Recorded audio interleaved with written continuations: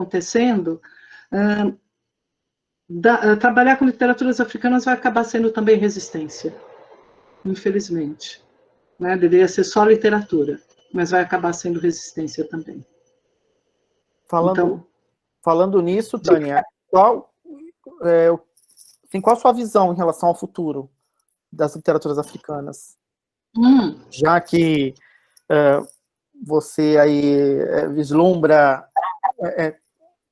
como sendo resistência. Elas vão continuar existindo. Nós temos Moçambique, eu acho que desponta como um espaço em que talvez a literatura tenha menos impasses do que Angola. Angola teve uma guerra durante muito tempo, isso desestruturou o país, acabou com as infraestruturas, com a escola e com a indústria gráfica. Tá? Então, a gente tem o grande nome novo da literatura, acaba sendo Ondjak. Né? Então, eu acho que a literatura angolana tem hoje alguns problemas, porque a gente estuda a antiga geração. Né? A gente estuda pouco as novas gerações. Mas eu acho que a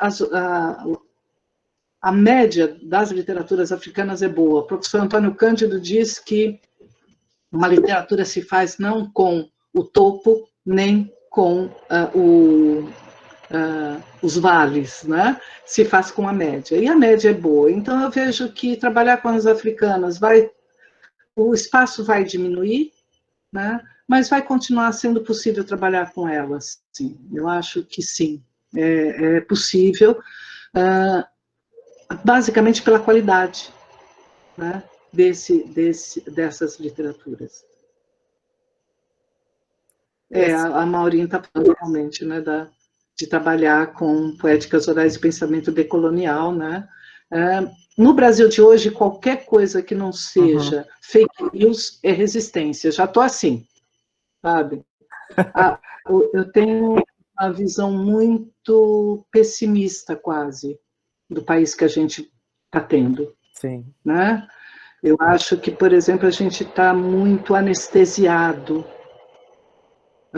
muito do cotidiano. Por exemplo, o que está acontecendo com o Pantanal hoje era para a gente fazer um escândalo, para a gente parar tudo. Está sendo destruído um dos biomas mais importantes e a gente está parado. Tá certo que a pandemia vem ajudar isso, né? É passar a boiada. Mas uma expressão como passar a boiada era para a gente ter parado. Né? Talvez relendo os textos, né? A gente reaprenda com a literatura. Mas o que vem por aí eu acho que é bastante difícil. Eu acho que não só para as literaturas, para as faculdades de letras em geral, para as humanidades. Né? O que a gente tem é mais que ignorância. Né? Ignorância a gente ultrapassa. O que a gente tem é alguma coisa assustadora.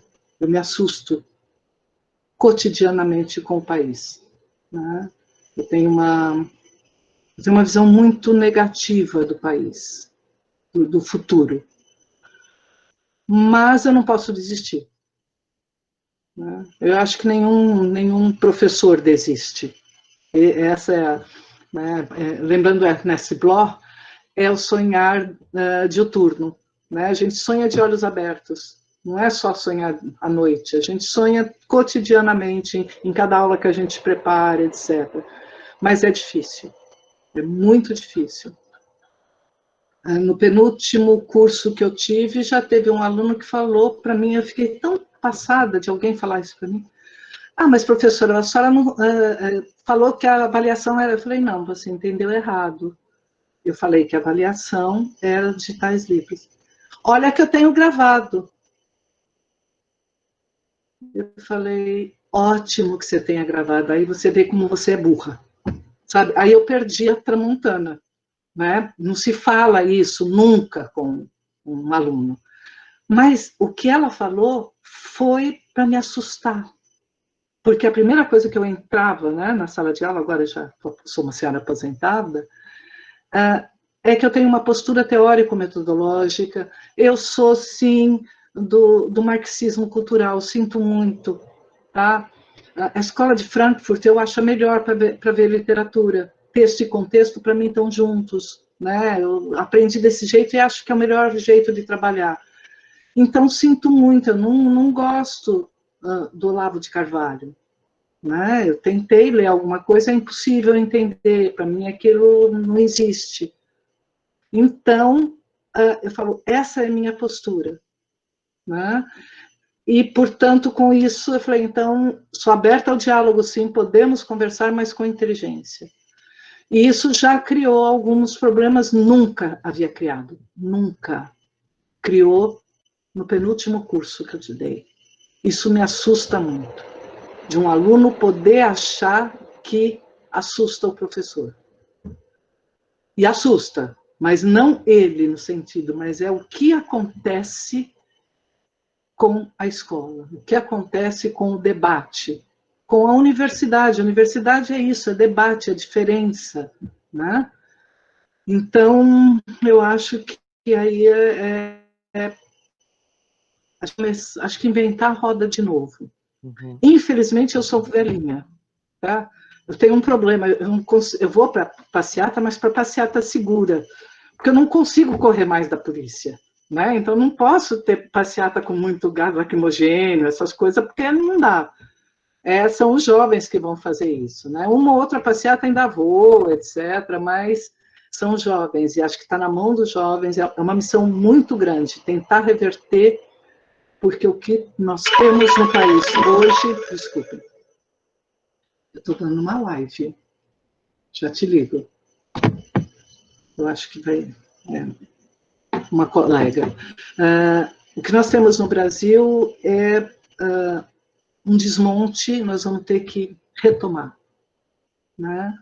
Acho que as literaturas africanas ajudam, porque elas vão também dizer de quando não havia esperança e foi criada a esperança com a solidariedade. Sim.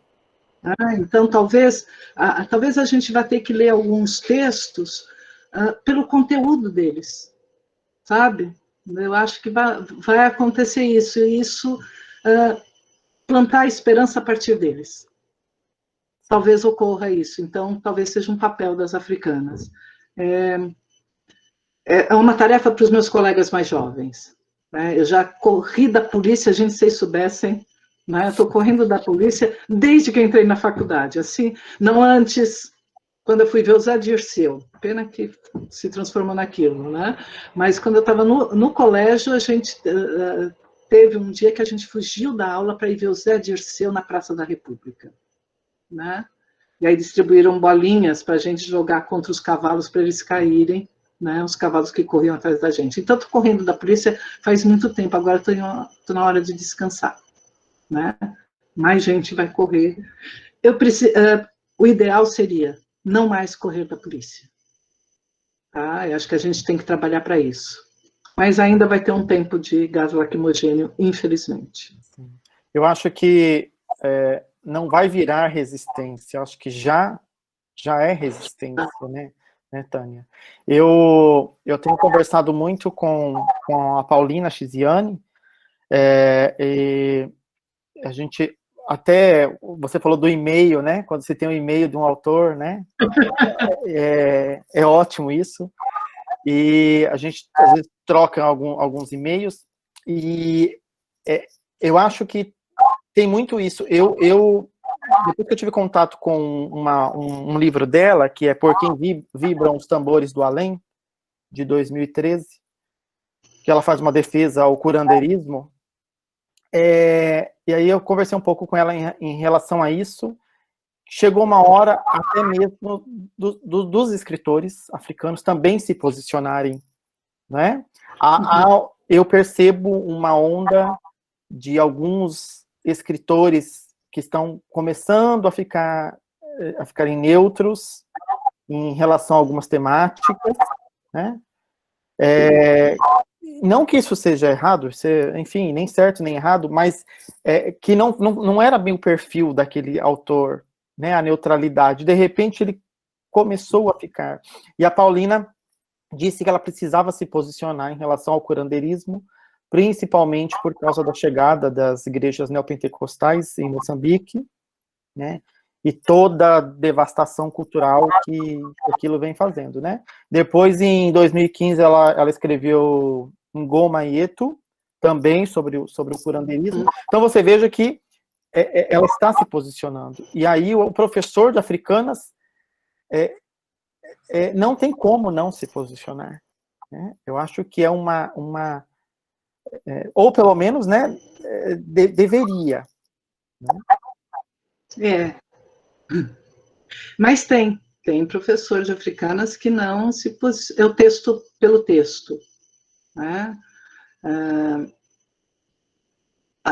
Eu acho que o texto acaba ficando mais pobre e o texto acaba fugindo do que o próprio professor coloca, né? Mas, a não ser que ele escolha uma bibliografia muito a dedo, mas não tem como, né, você fugir disso. Mas há professores, sim, que veem o texto em si, né? Uma daquelas velhas, uma das formas de ler literatura, porque existem várias formas. Uma delas é ler o texto em si, sem ligar um contexto. Então, existe, sim, já vi isso. Não concordo muito, né? Mas... Talvez seja o ponto negativo. Mas, ao mesmo tempo, aí eu tenho uma esperança na literatura, talvez seja até ingênua, né? Se ele conseguir que esse aluno, que esse leitor se dedique a outras obras do mesmo autor, esse leitor vai ficar um pouco mais falando, então aqui é diferente, então como é que é isso? Né? E depois vai, por exemplo, um leitor que pegue, um professor que só dê a questão da língua em Miyakoto, né? Como é que ele trabalha, né? A questão linguística, que faz um contraponto com Guimarães Rosa e termina aí. Tudo bem. Mas ele vai tropeçar num vídeo do Miyakoto falando, né, do Brasil, de Moçambique, né? Ele vai querer ler tudo de Moçambique, de Miyakoto, e de repente ele vai ver, e se Obama fosse africano?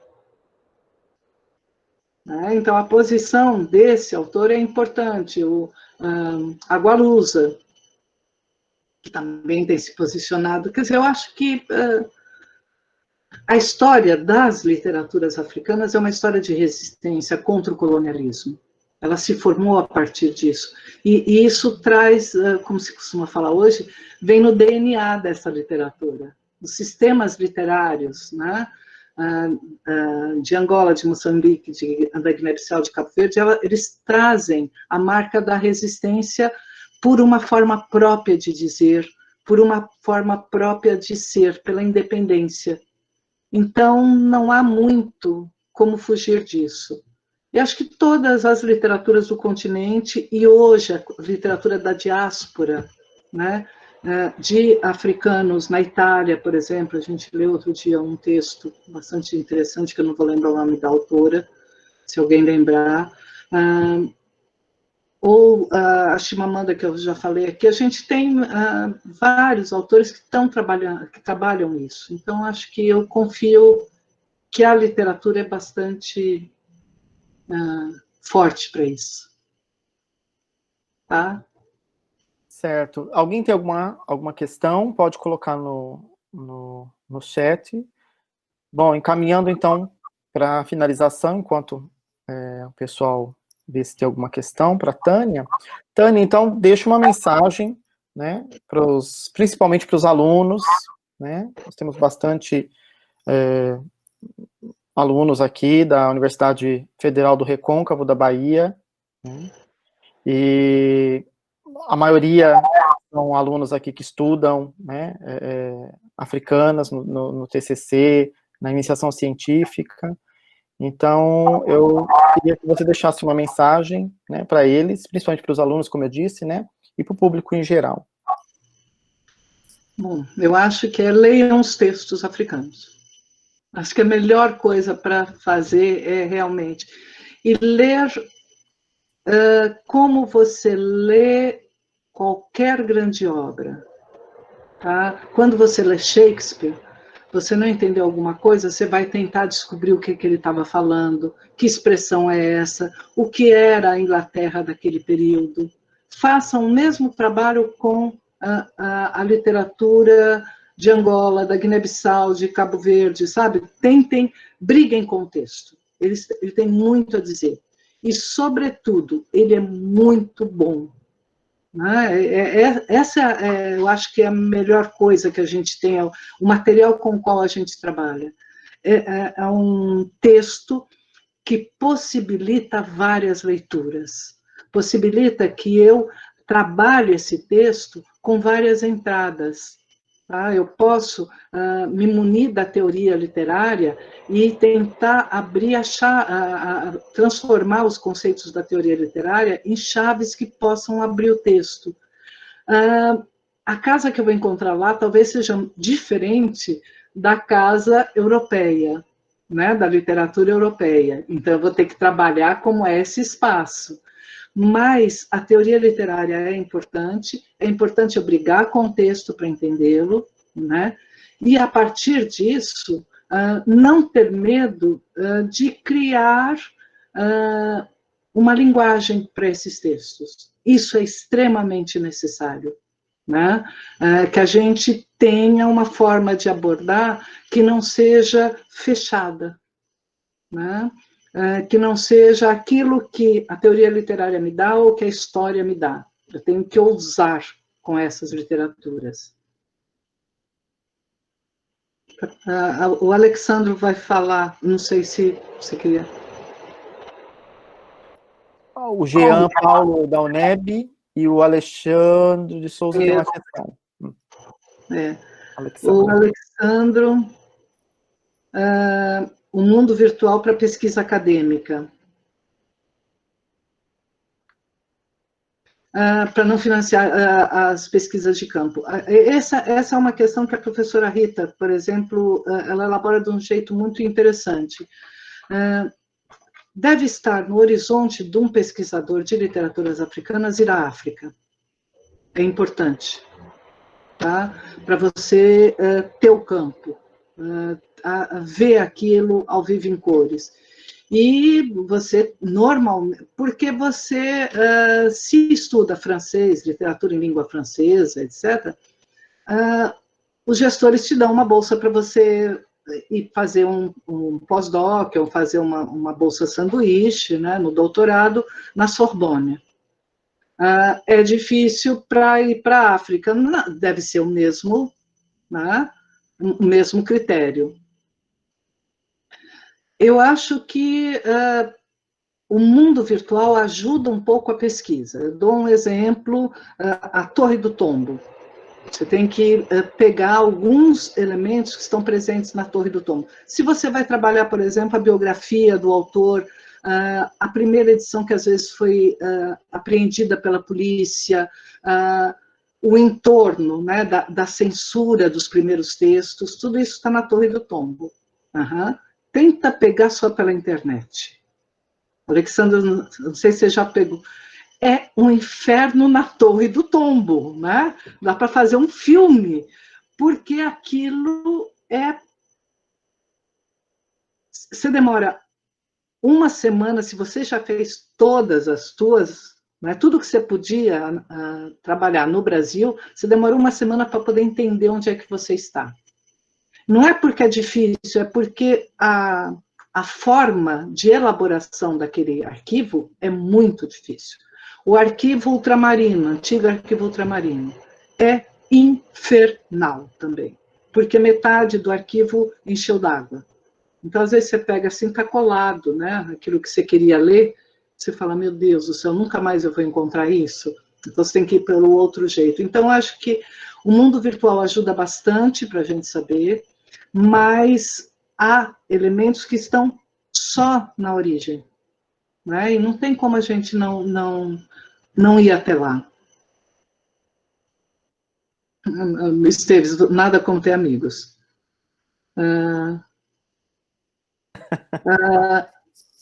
E eu acho que Alexandre, tem que continuar batendo nas portas, sabe? Eu acho que essa é uma outra fala que eu acho que teria para os alunos. Tem de, sim, apresentar projetos, sabe? CNPq está fechado, continua mandando para o CNPq, para pró-reitoria de extensão, pró-reitoria de graduação, pró-reitoria de pós-graduação, sabe? A gente tem o primeiro não, né? Todo mundo já levou não na pesquisa, e tem de continuar, porque você sabe que tem uma boa literatura, isso é importante, que você tem bons caminhos, que aquilo que você está fazendo, inclusive, é novo. Isso é um dos elementos que eu mais gosto das africanas. Ela é nova, né? Tudo aquilo, então você pensa assim, agora, para o bem e para o mal, né? Agora sim, eu sei tudo o que o Luandino escreveu. Ele tem essa direção, aí o desgraçado escreve um texto para a infância, como ele fez, que eu falo, eu não tinha entendido nada, ele mudou tudo, agora eu vou ter que reler tudo de novo. O livro dos guerrilheiros, né? Ele pega um autor afro-americano para ser o leitmotiv. Eu falo, ai meu Deus do céu, eu não li direito, eu vou ter que reler todo o Luandino para ver onde é que eu errei, que eu não vi isso, que está nos outros textos. E isso é a melhor coisa que um pesquisador tem, né? A pesquisa, a ciência, é aquela que se modifica cotidianamente, né? Que a gente aprende e de novo vai aprender. Então, isso as literaturas africanas apresentam de uma forma excelente. Elas ensinam muito para a gente. Acho que é isso. Tânia, só mais uma pergunta aqui. O Igor, ele é graduando em História, né? Trabalha com literatura de Cabo Verde. Ele está perguntando se conhece aí bons historiadores aí para a base, né? Para literatura, trabalho de literatura africana. Porque quem trabalha com literatura africana tem que ter bons livros de história. Uhum. Olha, tem um livro, vai sair a segunda edição da África na Sala de Aula, que é um manual, tá? Eu não sei se você queria saber sobre Cabo Verde especificamente, Igor. Ele pode abrir o microfone? Igor, você queria saber exatamente mais sobre Cabo Verde? Porque sobre Cabo Verde, eu creio que você pode escrever para a professora Simone Caputo Gomes, né? A professora, que é da USP, a professora Norma Lima, do Rio de Janeiro. São professoras que têm uma excelente biblioteca, elas são de literatura, eu conheço mais o pessoal de literatura. Elas têm uma excelente biblioteca e podem te auxiliar. A professora Leila Hernandes, que é de História, iniciou a sua carreira trabalhando com História de Cabo Verde, então, que é a autora de a literatura na sala de aula, África na sala de aula. Né? Eu acho que esses três nomes podem auxiliar um pouco. A Maurinha está falando que é uma professora leitora em Cabo Verde, a Nadusca Palmeira. Isso. Que eu acho que talvez possam auxiliar. Né? Mas com certeza, e esse é um dado dos pesquisadores de África, em geral. Nós somos muito solidários. Né? Então, não tem aquilo de você chegar e falar, professora, só podia... Ai, pois não, não tem isso. Você quer saber? Vamos lá, olha, tenho isso, tem aquilo, porque a gente sabe que é uma área nova. Então, essas pessoas que eu falei realmente podem auxiliar. Infelizmente, muitas das coisas não estão online. Né? Algumas, por exemplo, a biblioteca, o professor... Sérgio Paulo Adolfo tinha bastante coisa de Cabo Verde, né? Porque, inclusive, um aluno dele foi leitor em Cabo Verde, mas isso eu não sei se passou para a biblioteca da UEL, por exemplo. É uma biblioteca que eu acho que se perdeu, né? Então, essa é uma questão. Existe a página do Leitorado Brasileiro em Cabo Verde, que tem algumas indicações, tá? Mas eu acho que a Simone, a Norma Lima são dois nomes muito interessantes para se trabalhar com Cabo Verde, né? Especialmente Cabo Verde, que infelizmente é uma coisa que eu não conheço muito. Eu já fui até lá, mas não é a minha praia. Falar que Cabo Verde não é minha praia é horrível, porque lá só tem praia, porque é um arquipélago. Acho que é isso. Tânia, você falou do professor Paulo Sérgio Adolfo. Realmente, depois que ele, né, partiu, infelizmente as literaturas africanas partiram junto com ele em Londrina, na Universidade Estadual de Londrina, né? Então tem essa questão também, por isso que a gente tem que sempre plantar as sementes.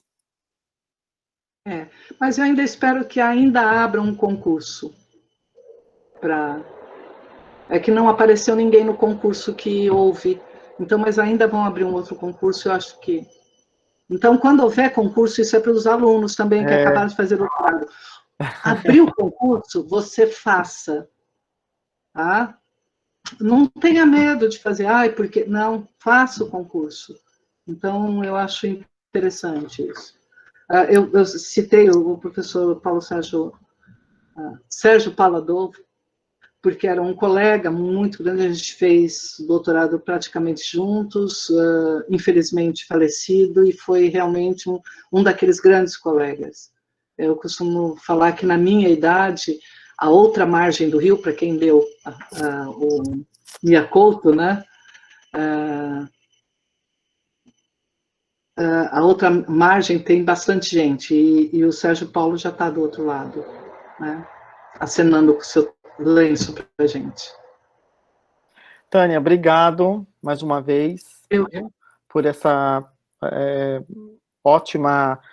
ótimo testemunho de vida, né? Testemunho aí desse histórico seu na USP e, obviamente, uma grande aula. Muito obrigado.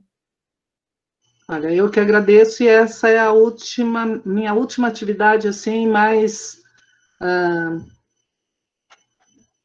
pública, né? Então, eu me considero aposentando hoje, efetivamente, e aposentando de um jeito muito gostoso com vocês, tá? Muito obrigada mesmo, obrigada a todo mundo que esteve aqui, Débora, Igor, Alexandro, Esteves, Maurim, todo o pessoal, você e ao grupo aí, tá bom? Certo. Muito obrigada mesmo. Obrigado, um abraço. Tchau. Um abraço, tchau.